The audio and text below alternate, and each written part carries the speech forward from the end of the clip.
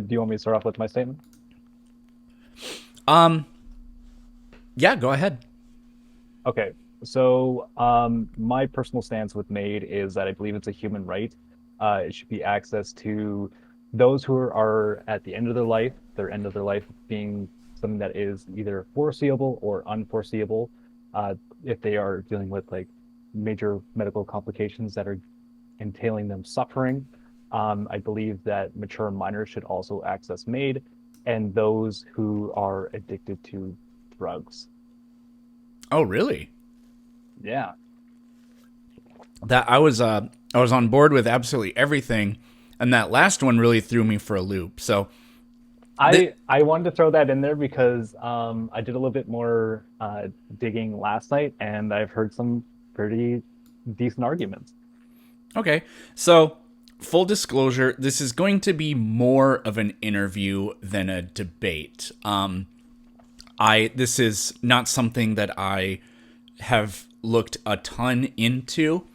I'm going to try to play devil's advocate as much as I can. There are some positions, and we kind of talked about them briefly, where I'm just like a little bit skeptical and it concerns me a little bit. But I think you're a great person to answer some of these questions. So, Hmm. with that being said, so one of the things, let's tackle this right away.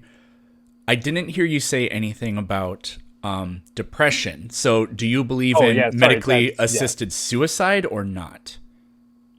yes. Okay, so that is one where I am very squeamish on that, and I'm open to hearing arguments about it, I suppose, but I don't know. I feel like I Mhm. would sort of need to be convinced because Okay. the reason I'm really squeamish about that is I really worry about certain people perhaps like taking advantage of that. Well, that's more of the medically that's more of maybe not necessarily the depression one, but I just it seems like the kind of thing where so like as a liberal, I am interested in like harm reduction, right? So I don't want anybody to be suicidal in the first place, and I don't regard medical assistance in suicide as being really all that progressive. I view it as being more reactionary, and I don't think that I I don't see how that in the future would necessarily be an avenue for dealing with the problem of suicide. And like it's I you could say it's not supposed to be that, I guess, but I think it could actually work against the idea because if the idea is that it's there, then like not that I think suicide should be like stigmatized necessarily, but this almost seems not quite like a glorification of it, but a legitimization of it. So I'll pause Okay. there, and I have more to say on that end. But what do you think about that?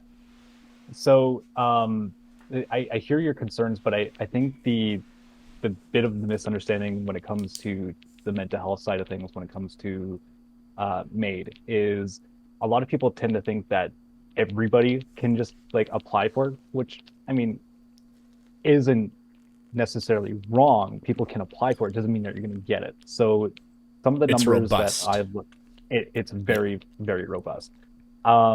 So in case of the numbers with the Netherlands, it's like 99% of all applications for MAID regarding mental health are denied. Like Oh. it's crazy. Like it's crazy hard to get into. Um, so I actually do have some notes in terms of like the safeguarding regarding MAID with mental health. So the in terms of that, for somebody with mental health, they have to uh, be considered that their depression is chronic and that it's causing them a tremendous amount of suffering. Something where they are unable to go to work, they're unable to do certain functions in their daily life, whether that being like um, showering, whether just taking care of themselves and taking care of the nature around them. So like Um, they have to prove that it's physical and not just they psychological. would have to prove that be it would be this mental health disorder would be detriment to them physically as well, Okay. not just that in terms of like um today I feel more depressed than normal. Like that's not something that is an avenue. Like for instance, I'm somebody who deals with depression. I can still go to work. I can still function in everyday society. There's people with very bad, severe chronic depression that can't function in society because their depression is just so overwhelming. Um, so they also have to determine that it's incurable. So an incurable sense of depression would be that all measures have been exhausted. They have gone to a therapist. They've been to this therapist for long periods of time. They've been on multitudes amount of medication, um, and that this medication has been deemed not to work. And when it has been seen at they've exhausted and have taken all measures seriously, then they can apply for MAID. Um, that's basically where I stand on it. The other senses are that they have to be determined that they are rational when they are applying for MAID. So they have to be making sure that they rationalize and understand what they're doing. Um, A lot of they people would say that's remain. not possible. There is an argument for this, Yeah. and do you want to hear my counter argument? Sure. So like if somebody said you can't be suicidal and rational at the same time, for example.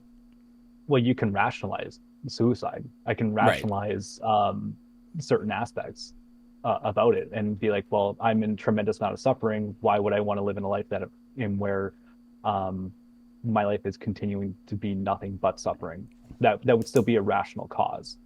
But a counter argument that I see this in terms of everyday life is people say that people with depression aren't rational is that people who are depressed, and there's a lot of people who deal with depression, can still vote and drive. You have to be rational and have understanding of critical thinking skills in order to do those things. Hmm. So if you want to have the argument that people with depression are not rational, you'd also have to make the argument of why can they still vote and drive. Good point. Yeah. I guess, and that's a case of me trying to be a devil's advocate. But Mhm. with all that being said, like if somebody just says I have lost the will to live, I can understand people saying that there just isn't a rational necessarily basis for that. I'm not saying that's my stance, saying it out loud. I don't know if that's something I really agree with, but you can have your other faculties and be irrational, or you can be like a highly functioning whatever, whatever, whatever. I mean, I think we acknowledge that that does exist for certain psychosomatic disorders or whatever. But yeah, so is that clears up for you? Or Yeah, you think you made your case is what I should be saying? I I feel like I've made a pretty strong stance for it. The other thing that in terms of like people who have mental health are uh, when they apply for MAID under mental health, they still have to get a healthcare checkup. They have to also get another, even like if they have a therapist, they have to get another independent mental expert to check them before they can even continue on with the MAID process. And then they have a 90-day wait period in terms of Canada. And I think it's the same in the Netherlands as well. 90 days of grace before um, the final consent. So there's like three aspects of consent for MAID. There's the first consent, which is two witnesses watching you making the MAID application. There's a second consent that is done with medical professionals and be like, are you sure about this? The final consent would be like, okay, if your 90-day grace period is up, do you still want to die? And you go, yeah, no, I still do. And at any point during that process, even the day of, if you have second thoughts, they will cut the whole thing. Right. Okay. You know, Yeah, it's not like it's not like, oh well, you signed all the papers, you gave three consents. All right, walk you behind the barn. yeah. This is this done through lethal injection or like Yeah. dopamine overdose? Um, so the administration of MAID is done with there's anesthesia, there's loads of pain medication, and then I can't remember the actual medication, but it starts off with stuff that kind of like soothes your brain, and then medication that stops your heart. Yeah. Basically the Okay. same idea of lethal injection, but a little Yeah. bit more humane. This isn't I don't want to get bogged down on this cuz I have more notes about the suicide aspect, but you know, hearing this, it's not an indictment against the concept. It's an indictment against us, but this sounds far too rigorous for the United States to successfully implement. Like, for example, Oregon, when they did the decriminalization of hard drugs, and it's been an absolute catastrophe because they didn't do anything else to try to prepare themselves for it. So everything you're listing, like the way this is done, sounds responsible and like it wouldn't how do I want to say this? Like it sounds like the kind of system where it's extremely difficult for them to make any kind of mistake, right? Like there's this trade-off like in our legal system we decided a long time ago. It's better to let 10 guilty people go free than one innocent person to be like executed by the state or wrongfully imprisoned, you know? And I think that that calculus actually does make sense. And this seems like the way you've described it seems like the kind of thing where, you know, it'd be worse to let somebody go through with the process than to that perhaps shouldn't have, than to let many more people who had really legitimate causes for it but in the end didn't check enough boxes and they say, well, no, you have to live, you know? And Mhm. that's just an indictment against us and the way we don't Yeah. plan for things seriously. So dum dum dum dum. Oh, Where did I also, write that down? there's some states that actually do have MAID, Oregon, Washington, Vermont, California, DC, Do, Hawaii, do they have and it New for Jersey, I think. do they have it for suicide though? Because that's what I'm focusing on right now. Not for suicide. No, I Okay. don't think so. We'll get to the just death in general thing, but this is what I want to focus on Such a happy specifically for the topic. moment. Yeah, I know, right? Um I wrote down a bullet point here and I don't know what I even meant by that. So, um I don't I don't like suicide, but I don't necessarily believe I mean I don't at all believe that you don't have the right to take your own life, right? And so when I think about it, I do think that it is better to I mean think of how horrible this is. Family members or first responders discover somebody in their apartment several weeks after they took their own life because nobody knew, you know? Well, I was a first responder. I've done that. Oh It's man. not nice. No, that Yeah, sounds it's not nice. horrendous. Um It's not nice at all. so conceptually the idea that this is done in a controlled environment and it reduces trauma that extends to other people, which the fact that it does that, I like that because one of the things, again, I don't think that you don't have the right not to end your life, but somebody I've known several people where they have taken their own life, and I remember somebody who I went to high school with, his dad did it, and he had a lot of debt, and we're pretty sure that's what was behind it. And I remember my dad said, "Yeah, you can't be thinking of anybody else when you do something like that," and that really stuck with me. I was like, "Yeah," because it's horrendously traumatic for a lot of people, but I don't know. That's kind of a side conversation. It doesn't necessarily have a lot to do with this, but the idea of reducing those incidents, like what I described and what you said you've gone through and whatever, I conceptually all of that is fine with me. But one of the problems I have with this is, does the state have the right to take somebody's life even if they consent to it?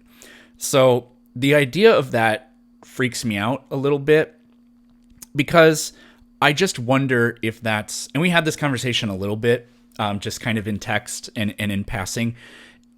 It just sounds like a power that I wouldn't want to give to the state.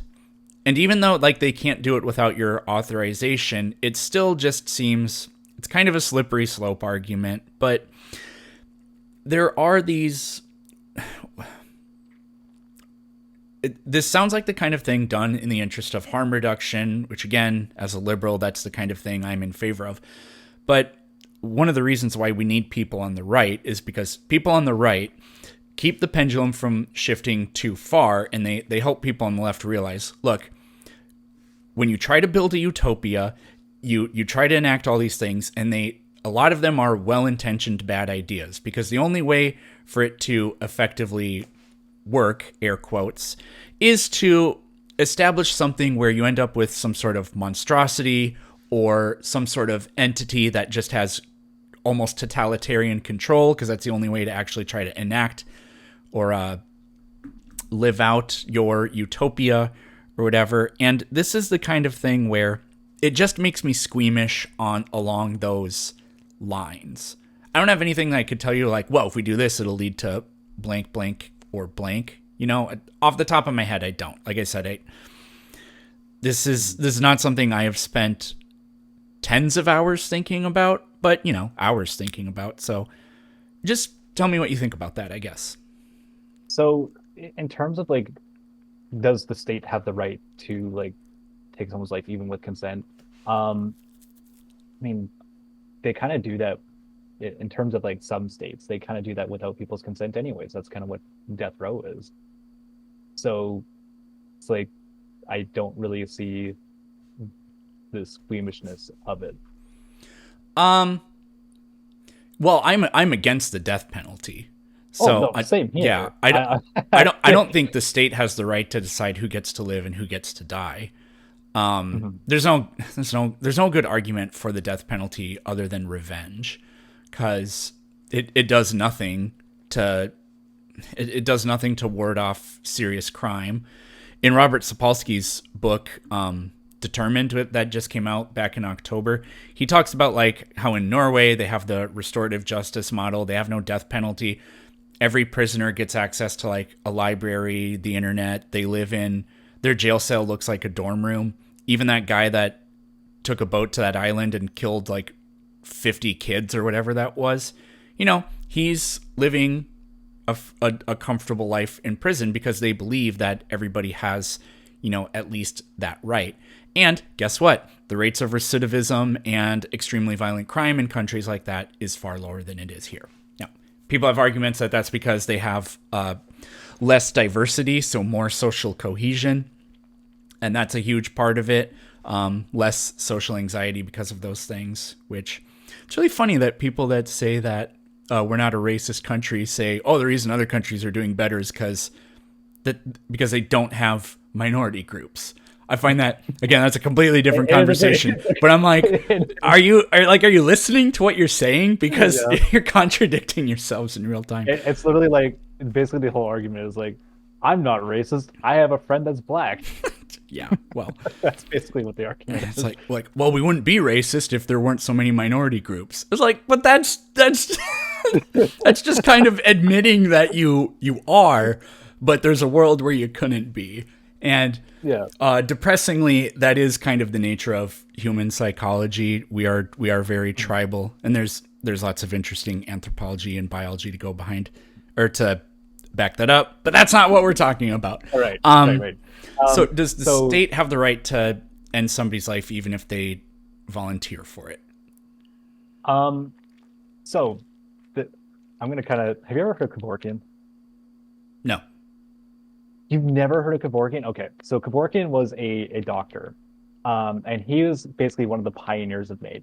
He also got sent to prison because he administered medication to somebody with like cerebral palsy and wasn't able to like uh, do the same I'm about to talk about.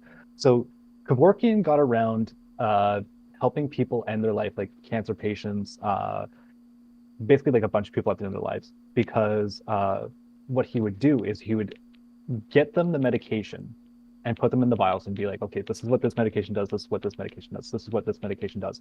Press this button and it's going to end your life. Do you understand? They would do it. And they spent like years trying to get Kevorkian on murder, but he wasn't. He wasn't a murderer because all he did was give them the medication Right. because they they killed themselves. By law, they did. And he would do this in like the back of his van. They would literally drive and they would do it in the back of his van because he felt that it was a more humane thing to do than let people rot away in a deathbed. Because I think a lot of people have this Hollywood-esque understanding of what death is like, and it's way more terrifying when you actually do research about it. Um, I could go into the details about it, but I don't know if that's what you want. But the way that I was told about MAID from like nurses that provide MAID is that it's basically the same idea. They just give you the medication. You're the one that's taking the medication. You're the one that's administering it. In some cases, in where uh, these people are unable to take the medication, for people like, people with cerebral palsy or being paralyzed entirely, and they're unable to, they have to get even more consent for somebody to administer that medication. But generally speaking, for the most part, these people are taking the medication themselves. Now, what would you say to people that said he coerced them into it? Obviously, he didn't make them Abortion? suicidal. Obviously, he didn't make them suicidal in the first place. But so, like, I can think of like the FBI during the War on Terror. They were doing these things where they would basically recruit young, impressionable men who were Muslim, and a lot of them actually had like they had intellectual disabilities, and they would go undercover and basically convince them to do a terrorist attack, and then it would never happen, but they would arrest them then. So these are people who perhaps had an inclination toward something, but they were basically coerced into it from powers of suggestion, basically. Mhm. So, what would you say to somebody who says this kind of sounds like that sort of thing? So in Kevorkian's case, from everything that I've heard about Kevorkian, it was always the people like in their deathbeds telling him, "I just want to die," Right. and there was no coercion in that. He was like, "Oh, okay, you are dying, and if you want me to end the suffering now, I can provide this a semblance of ending your life this way." Um, Now, uh, it wasn't really coerced because these patients wanted it. Like Yeah. they asked for it to begin with, and this is the key point of what MAID is built upon, um, and is actually illegal in every country that provides MAID, which there's 9 of. So like in Canada, you as a nurse or a doctor cannot mention MAID. MAID has to be brought up by the patient. Smart. Um, so in no way, and there's a bunch of like people that'll claim like the doctor recommended me MAID. It's like no, they didn't. Um, what'll probably happen is the doctor's like, okay, here's your options for, this disease or this cancer that's, you're terminally ill for. Is you have this method of treatment, this method of treatment, this method of treatment, and you may be eligible for MAID. That is it. It's just a list, and they can't tell you anything more about MAID unless they are asked about it. Okay. That sounds So there, smart. there's no there's no coercion possible. If they do, it's highly illegal, and then you go and tell you know anybody about it. It'd be a huge case of that. Yeah. Okay. But to my knowledge, that hasn't happened. Okay. So I think the kind of the last thing along these lines that I wrote down about this is here's one of the other things that sort of makes me squeamish about this is I'm gonna front load this with something different. So I can't remember which Malcolm Gladwell book it is. Have you read any of his books? No, I'm unfamiliar. Oh, you got to read all of his books. He's absolutely great. He does these books where he talks about like group psychology, kind of is how I would explain a lot of his works. But David and Goliath is an absolutely fantastic book. So is Outliers. It's probably in the book Outliers. So yeah, I'm pretty sure it is. So he talks about in there that, let me just ask you this question. Would you like it if we lived in a world where nobody has dyslexia or autism or other, what we would basically call disabilities, like such as those? No. You wouldn't like that kind of Um, world. And why is that? Because you think that's an unfair stigmatization of their condition, or what? it is an unfair stigmatization. I mean, the people with, I mean, just going with autism, there's people who are part of the autistic spectrum. I mean, God forbid, I think there's quite a bit of evidence to suggest that Albert Einstein was on the autism Oh, spectrum. yeah, almost certainly. Yeah. Yeah. So, and the amount of work he has done for science in general and forwarding science is massive. So, why would I want to live in a world where getting rid of something that has been extremely helpful and people with these disabilities have been extremely helpful to forward society? I just don't see Th- an that's a argument against it. That's a really good point. Well, one of the arguments against it is in the book, I don't know if he interviewed these people or if he was quoting interviews from them. But, like, for example, a lot of really successful CEOs have dyslexia because they have to force themselves to train their brains to think in different ways. And it makes them wildly successful at, for example, like making money. Or there are severely autistic savants that have tremendous, really, really specific intellectual gifts or musical gifts, right? But what all these people that have this say is, your dyslexia made you like rich beyond your wildest dreams, for example, or famous or whatever. And none of them say, or all of them say, I would never wish that my children end up with this. It's been debilitating my whole life. So that's, an interesting, a very legitimate, I think, counterpoint kind of to it. And, for every one person that has this extremely remarkable success story, there's more than 100 people who, for them, it really just was debilitating, right? And so there's this argument that, if we could figure out a way through genetic engineering or something that cures us of this, is that the kind of world we would want? Now, I think there's a legitimate case to say, yeah, I think it would be a good thing.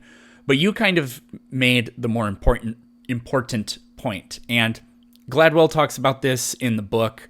And there's tons and tons of stories about this. Like, for example, he talks about this study where somebody like went through an encyclopedia and tracked like all of the people who basically have like a significant entry in an encyclopedia. So these are like people who influenced the world in significant and important ways. And what you find is like over half of them lost a parent at some point in childhood. And so, yes, trauma can lead, like, think of people who are heroes across many different cultures, right? These are people who battled through tremendous adversity, right? And it does occasionally produce Einsteins and Martin Luther Kings and, people like that. But most of the time it doesn't, right? So you have to think, well, if these conditions or circumstances or whatever didn't exist, would people live better lives? Maybe. But what kind of world would we have without people like Einstein's and without these heroes, right? that might actually be a much worse world. And you kind of already intuitively made that argument. Do you see what I'm saying? Yeah, no, no, I see what you're saying. Yeah. Right. So with the suicide thing, here's maybe the ickiest part of it. People get over suicide. Or well, they get over suicidal tendencies. During the pandemic, was suffering pretty greatly. I just had horrendous luck. I had just moved to California like 8 months before the pandemic started, so I didn't know anybody. I mean, I had a roommate and a couple of colleagues, but that was it. And then the pandemic started, and then life was just shut down. It was very isolationist. And then the very classic "there was a girl" involved in this whole thing, and that was making my life absolutely horrible. And I was tortured with thoughts of ending my life. I planned it out and everything. I went through that for like 6, 7, 8 months. I mean, staying awake until 2 in the morning because I can't stop thinking about it. It's like I had two minds. The mind that was like, this isn't worth it. This is what you could do. And then what I would consider the more rational part of myself being like, no, it can't go on forever. And I don't mean you could make it stop tomorrow. I mean it eventually, whatever. And now it's hard for me to imagine what the hell was going through my mind back then, because I'm in this state now where things are pretty awesome. So people get past suicide, and so I wonder, is a world with assisted suicide, is that a better or worse world? Because, for all the examples I gave of people who go through adversity making the world a better place, and a lot of them don't even have happy endings. It actually is a sad ending, but their story makes the world a better place.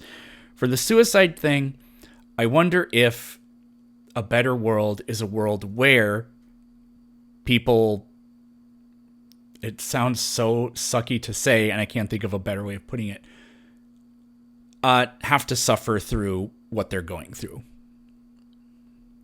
So that was like So, a 10-minute question, but there you go. so I'm gonna push back a little bit. Not Sorry, my cats are fighting right now. What the hell's going on? I heard a little bit of that. So I'm gonna push back a little bit. Not everybody gets over suicide. Because I can tell you a story about it. That this was where it convinced me on MAID for suicide. If you would be so inclined for me to tell you the story. That's fine with me. Okay. So in the Netherlands, there was this girl. Wish I could find the story. I might have to bug this nurse again about where the story is, and I can get a link.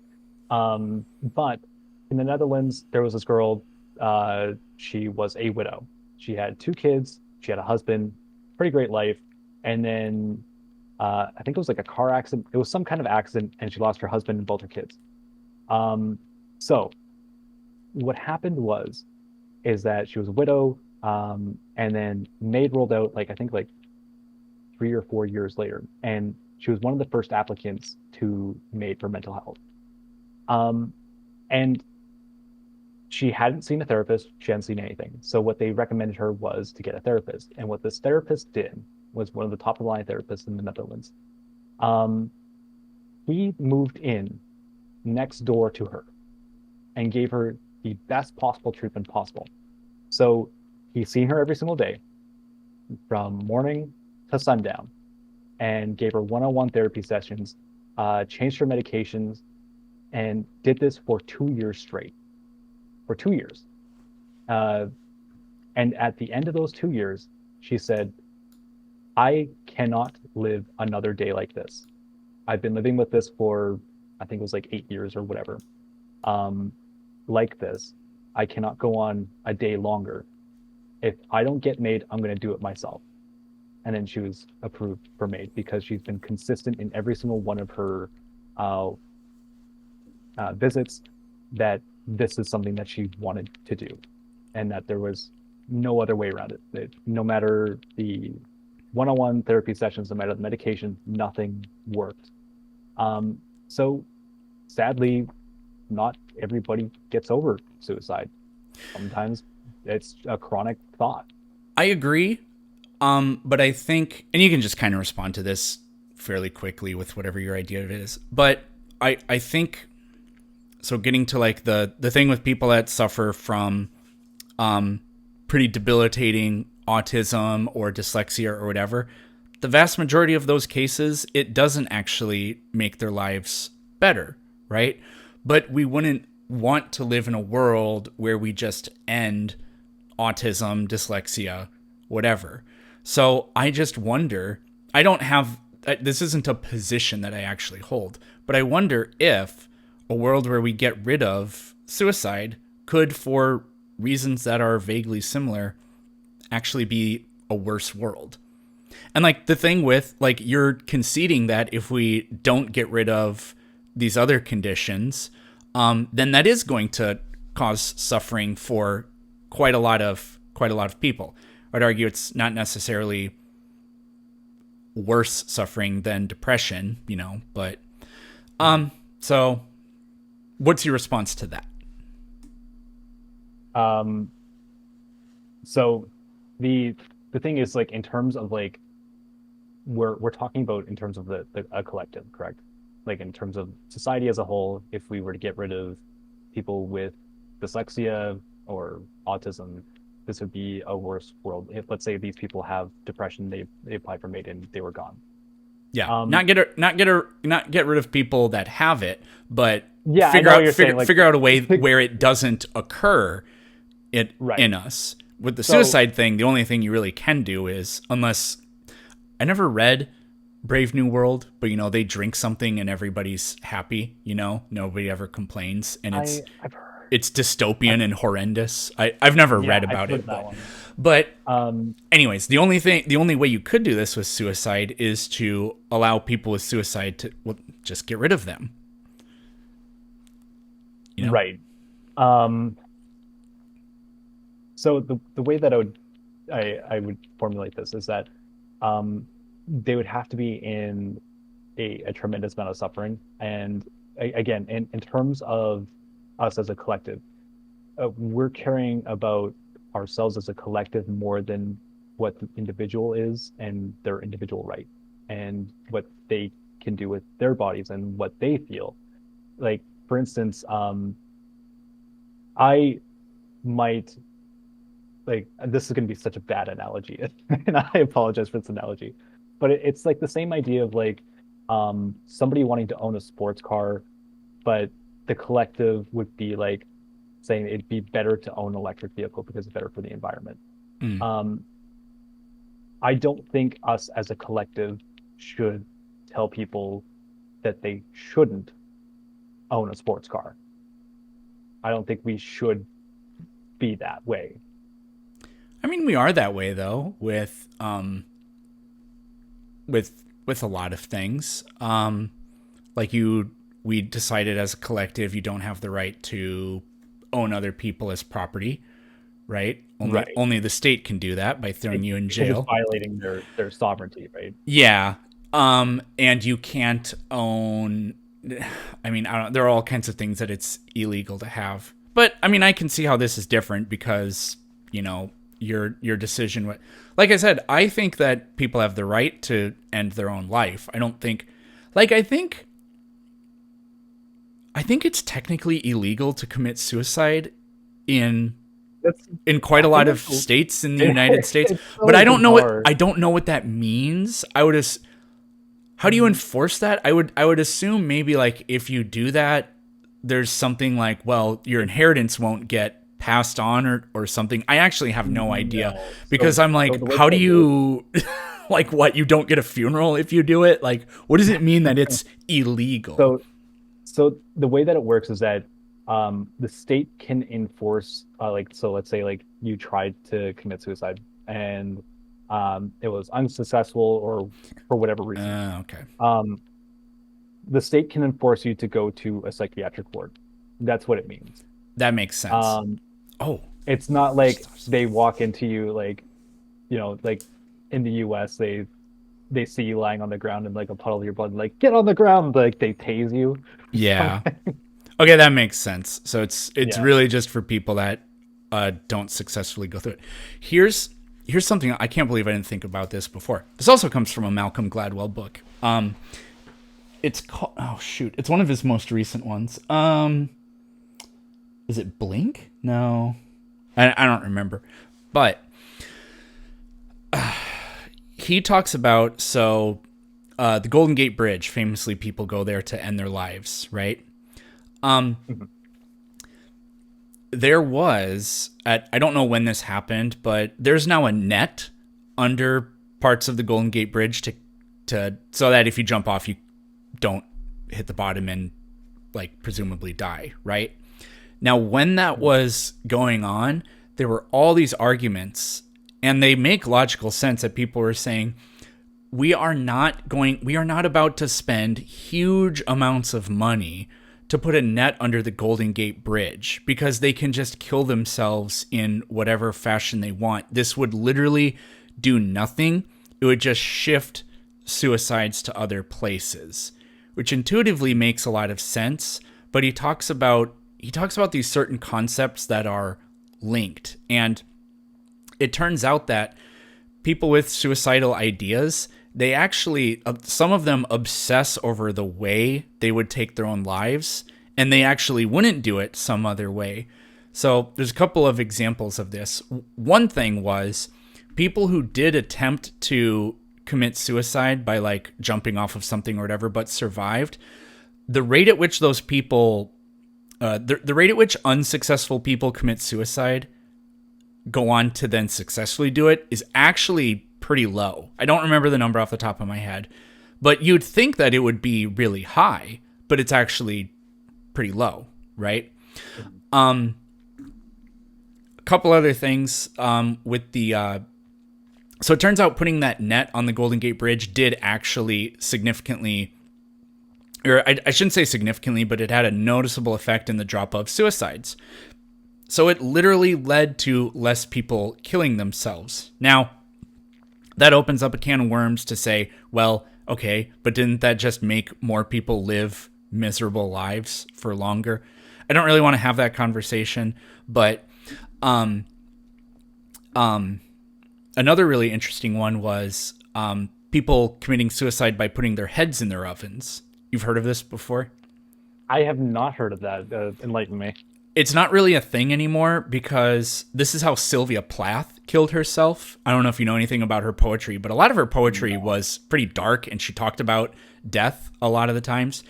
And so I think she actually wrote a poem about how she will kill herself. And then she did it. She just put her head in the oven because back in the day, the natural gas lines, it was coal gas, and coal gas has, I'm pretty sure it's a lot of carbon monoxide, and that's what actually kills you, right? So that was a big thing, like in the UK, people would take their lives that way. And the UK, the single largest like engineering project that the UK ever overtook was they got rid of all of the coal gas lines and replaced them with natural gas, and you can't die from that. I mean, like theoretically, if you put yourself like in a bubble and put the oven in your bubble, then eventually all the oxygen would be gone, but that doesn't happen. And they saw significant drops in suicides after that. Now, I think that's extremely interesting because it gets to the point of like people argue like, well, people are just going to do whatever they want anyways. It's like, no, it turns out we know that there are things you can do that combat this. So, without In some aspects, I would say yes, because it like some people will go through like a suicidal bout. Like I mean, like I have manic depressive disorder. It's something that I deal with every once in a while. So like you go through a depressive bout, and it's kind of one of those things where it's like, if something's really close by and convenient, let's say a giant red bridge like the Golden Gate Bridge, sure, why not? yeah, Um, or like or firearms. That's yeah, the most that too. common method for it because the idea of Yeah. dying is just absolutely terrifying. I mean, the thought of watching the last moments of your life as you fall off of something is just horrendous. That was one of the things that tore through my mind endlessly when I was going through what I went through. But yeah, that's like the firearm thing. That's why that's so popular. But I find this maybe, I think this has the potential to be a very interesting case against the medically assisted thing. Because the rates of the rate at which people don't go through suicide after a failed attempt is very high.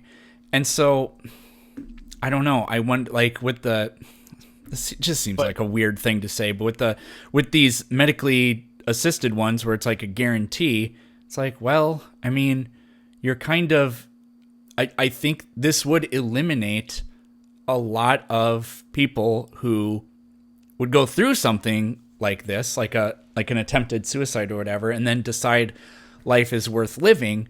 And that's one of those things where that sounds like a worse world. I don't think I would agree.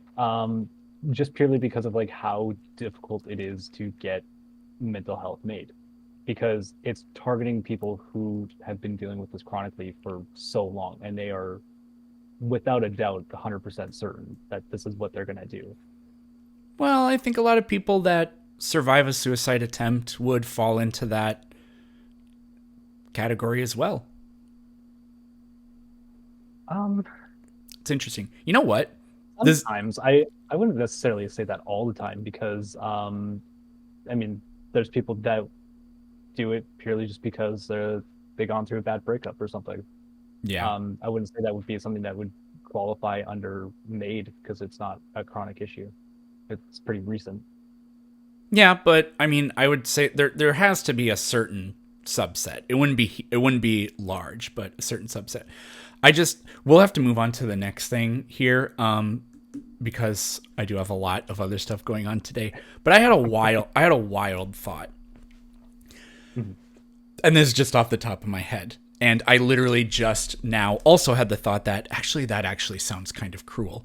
What do you think about the idea of uh, talking about what I just went through? What if we could simulate death somehow? Like this, like basically you'd be put into, you'd go through the entire MAID process, but all it does is put you in a medically induced coma, and then you wake up like a day later or something, and then ask these people how, like, you don't know what it's like to be dead, but you could perhaps ask them, like, so you've gone through that, are you sure that's really what you want? I wonder, that sounded really interesting to me, and then after I said it, I was like, but now you do this with them realizing it, I guess. But then I was kind of like, but at the same time, it kind of sounds like you're giving them what they want and then taking it away and making them go through it again. But I don't know. It almost sounds like a good idea. Um, in a dark, macabre way, I guess so. You could also use it to ask people what's on the other side, and then finally shut up the religious people and say it's nothing. Yeah. It's just pitch black void. There's nothing. Um, I don't know. Simulating death. Um, Because the whole MAID process and just putting somebody in a medically induced coma, that could be the exact, I mean, that would be indistinguishable for the person going through it. It's just that they wake up again, and then I don't know, that would be, I find that to be really interesting. And if they came out from that and it rewired their brain and they no longer felt suicidal, I feel like that would be a good thing. And if they came out of it and they felt the same way, then it's like, okay, well, I can understand going through with it. But I don't know, that came across my mind, and I thought, that doesn't sound like a terrible idea. But I don't know. So it's not terrible. I would just find that it'd be hard to. Um, so for instance, if the way that I would see it, it'd be kind of something like akin to like Narcan. I don't know if you ever heard of Narcan before. yeah, it's the stuff that helps you get Yeah. over an overdose. So as a firefighter, when I used to be a firefighter, um, we've had to administer Narcan to people who were drug addicts, and they were like, going through an overdose.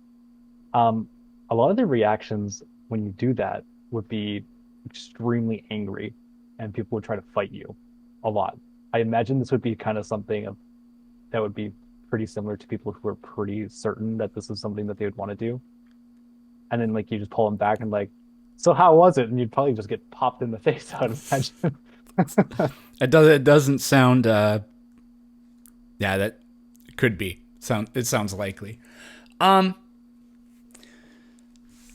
I don't think I want to talk about just the medically assisted death in general, like for people who are like terminally ill or whatever. Because there's just a couple of things with regard to that I have in mind.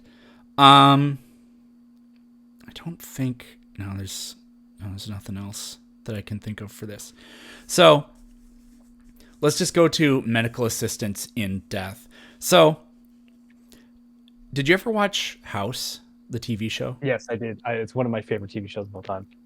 It's probably my number one. Do you remember the episode where Wilson is supposed to give a talk at like an oncology conference, and he writes this speech about how, look, we all help our terminally ill patients die because we'll do things like they'll like say out loud what the code to overwrite the morphine drip is, and so that the patient can hear it so they can overdose on morphine. Now, it's a TV show, obviously. I don't know if that is really something that happens, but they talk about that sort of thing. Now it's like that's not organized, and it's not.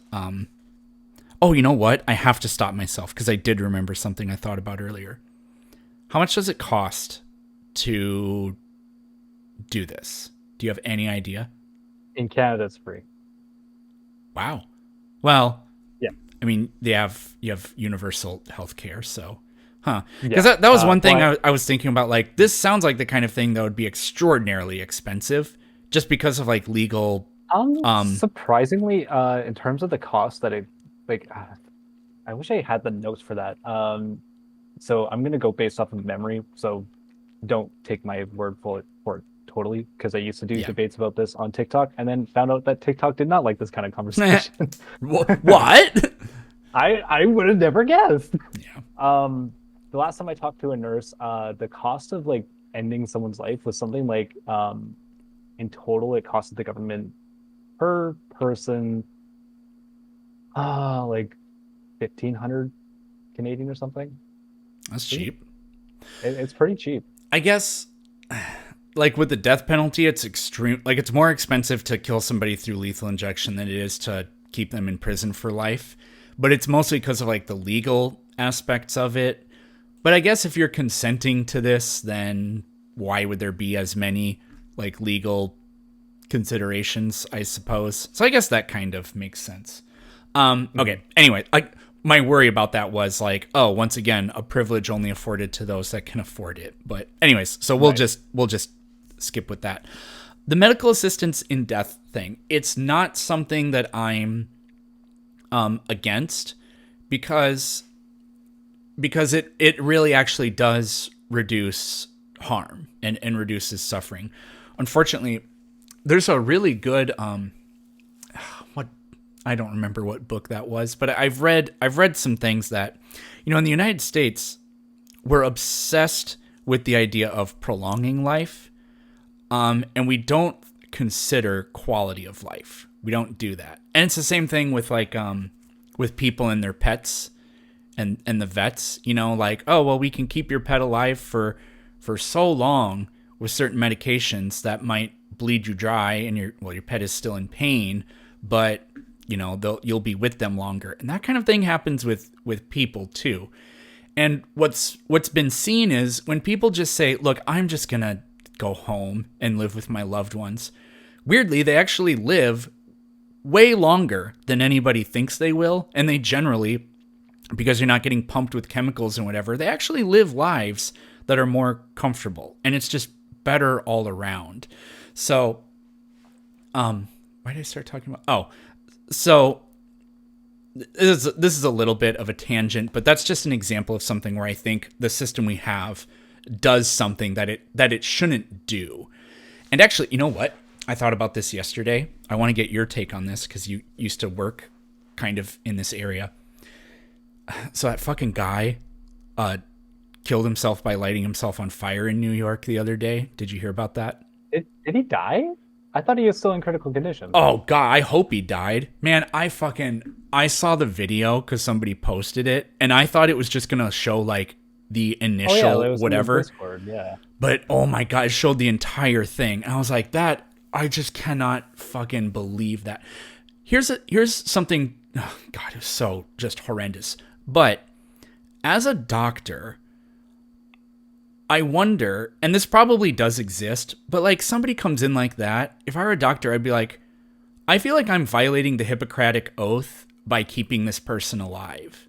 You know? There's plenty of doctors that are like that. I've talked to doctors Yeah. where they're like, it feels wrong to keeping certain people alive. Like it feels Yeah. wrong. We're obsessed with like, well, you can't let them die. But in a case like that, man, is that can somebody look this up? Because I want to know, because I cannot fathom how horrendous it would be to be alive and be that guy, because his entire body was completely engulfed. It wasn't like, ugh, oh, I don't want to think about it anymore. But anyways, Yeah. That's a case where I'm like, you should not let the, because like we're obsessed with like technologically and like this is our goal to preserve life or whatever, and I think we get obsessed with the idea of like having the technology to be able to do it. And yeah, in the future that could evolve to something where we're able to do miraculous things, and there are all these terrible like trade-offs initially or whatever. Like you have to, I don't know, you have to go through a lot of trauma and whatever else at the beginning to produce something that actually is good in the end. But that just sounds to me like something like that just shouldn't happen. Anyways, medical assistance in death, I'm not against, but I feel like it should only be for like terminal illnesses, you know, burn victims, things like that. Now you talked about drug addiction, which can be extremely debilitating for somebody. So if you could, oh man, we are running out of time. If you could like briefly give what your case for that is. Okay, so my case for that is people who, so in high forms of drug addiction, there comes to a point where there's like a tipping point where they can no longer live without that drug. Like it's just, I can't remember what the name is, but basically like, there's that tipping point. You get so addicted to drugs that you literally cannot live without them. And people who are like that are in suffering, not only like in terms of like financial because drugs are expensive, but also just what it does to their body. They will literally like start deteriorating from the inside out. Like their skin will start falling off. It's just horrible. I've seen just horrible things. And they do come into the hospitals in debilitated aspects, and they can't function. So why should they also be denied when they're also asking for the same thing? It's just to be put out of their misery because their addiction. I don't know. I feel like I know there are certain type, like alcohol is one of them. If you have severe alcoholism and you quit cold turkey, there's some molecule that your body makes when you become severely alcoholic that will kill you if you quit cold turkey. I can't remember what the heck that molecule is, but there's only like a couple of things where this is the case. But I just, and I guess it's always possible that I'm just ignorant, but I just feel like, isn't addiction something that you can recover from instead of just being, I don't know, maybe there are points of no returns with no. what can happen to your body. I can believe that. I just don't know of any. But let me not sit here and say, because I don't know of an example, that means they don't exist. Because I hate when people do that. So do I. I hate it in the God debates. So annoying. Yeah. There is an actual medical term. I can't like I thought I wrote it down in my notes, but I actually don't.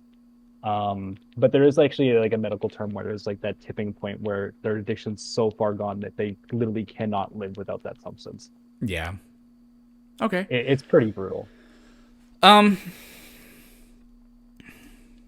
what would be an example of something where medical assistance in death is unwarranted, like something you know of, where it almost sounds like something where like yeah that like it would maybe make sense, but they say no, not for that. Something that would be unwarranted. Um, can I say a paper cut? Sure. I mean, can you think of something that like seems severe, but they're like, no, it doesn't work that way. You have Something to either severe. have severe burns, terminal cancer, uh, like be Um, extreme late stages of Huntington's, because about half, I think around half the people that have that take their own lives. It's really awful because well, they don't want to live through that. You know. Huntington's would be considered like a foreseeable death. So like once it's so advanced, I would say that they should still be eligible for it. Whether they get it or not, that's something that is a different topic because Yeah. eligibility doesn't always mean that they get it. Yeah. Um, Yeah. so Wait. something that I would Because their death is inevitable, they might not qualify for it. it depends on the stage that they are in. So for instance, like Oh. if I was diagnosed with Huntington's, but I'm like very, very early stage, like I just got diagnosed and I'm not showing any symptoms, of course I would not be eligible. Right. And if And I'm that makes showing sense. it, Yeah. yeah, if I'm showing advanced symptoms and like I'm nearing the end of my life, then yes, that would be eligibility. Okay. That makes Yeah. sense. I I don't know. This what worries me about this, we kind of had a conversation like this is in order for MAID to really be to seem safe, I feel like the only people that could sign off on it would be the person themselves or their spouse, and nobody else could do it unless there was like a written disclosure from the person that the person in question, ahead of time, because Mhm. I So hate the idea of somebody taking advantage of this. And for example, maybe somebody like ends up in a coma or something like that, and somebody a, a child of them who just wants money says, yeah, they want to have their life yeah, ended. They can't so consent to it, so they do it for them. That would yeah, be an example of something I would worry a lot about. there is protections in place for that. The only people that can give consent is the person themselves. Nobody can give consent prior to them. So I actually have a note of this because Not there's even a spouse. no, a spouse cannot. It Oh, has to be the okay. individual. So I actually have a note about this for because in one of the link trees that I sent you, I think it was like 40 links or something.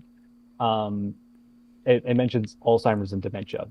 So in cases of Alzheimer's and dementia, um, the only time that they can apply for it is when they're 18 years of age.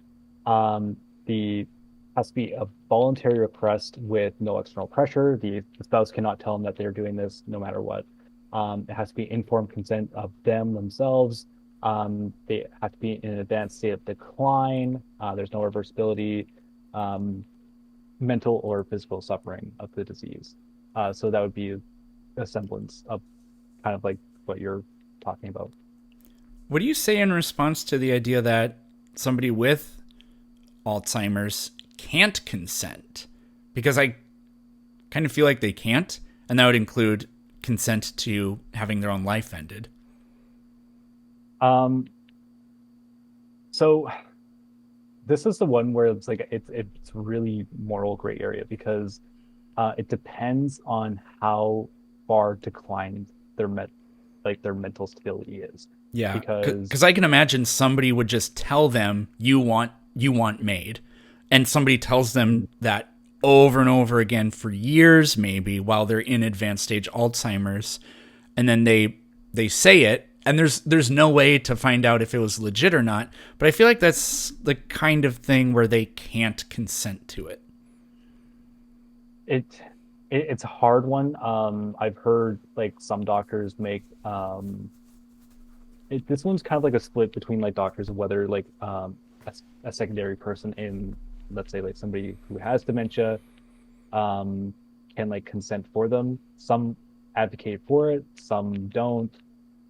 In terms of my stance, I would say that an advanced stage and where their mental cognition is not very accurate, like they can't remember things correctly for long periods of time and they don't stay consistent, I would say no, that they should not get it just based off the inconsistency of their mental well-being.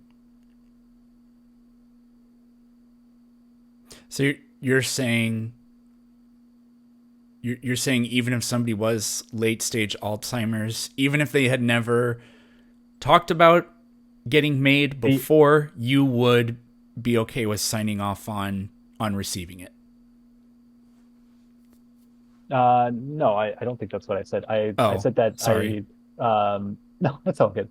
I think I said that if they were not consistent and that their mental health well-being was not consistent, then they shouldn't get it. If this person was Oh, late stage okay. Alzheimer's and they were consistent and they're like, no, I remember I was here yesterday, I asked for this, I was here this day, I asked for this.